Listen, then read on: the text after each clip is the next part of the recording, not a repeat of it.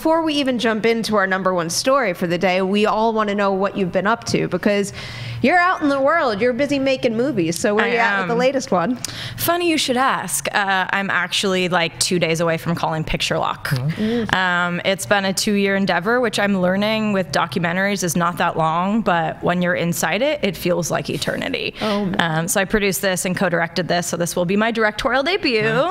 And yeah, it's been a crazy journey. Do you know what it's about? I know you do. So, I know the one you produced. I know what that one was about. Yeah. So this basically, it's called Equal Playing Field, and we took 30 female soccer players from 24 different countries to summit Mount Kilimanjaro and descend to the Dead Sea in Jordan and play the highest and lowest games ever played. So we set 2 Guinness World Records, and it's an adventure, and it's a really beautiful, inspiring film. I'm really proud of it, but I'm very tired. I can imagine. I'm sure all the hard work is going to be worth it, and I can't wait until we can see it. It's going to be awesome. Yeah, you definitely will be getting an invite, guys. First feature as a director is really a big deal, so just keep that in the back of your mind.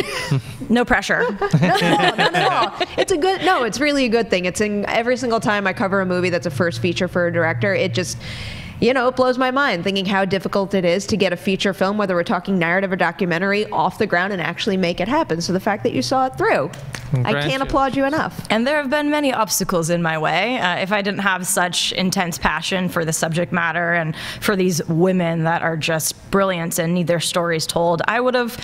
Sometimes I question this life I chose. Like, I'm crazy. It's so hard to get films made, but if you really believe in it and, are not afraid to go to the end no matter what's thrown your way, you're going to have something you're really proud of at the end. So. I assume you're seeing some films that are inspiring you right now, too. So we have 2 questions for you. We want to know, what is your favorite movie of 2019 so far, and then what is the one you're looking forward to the most in the next few months? Yes.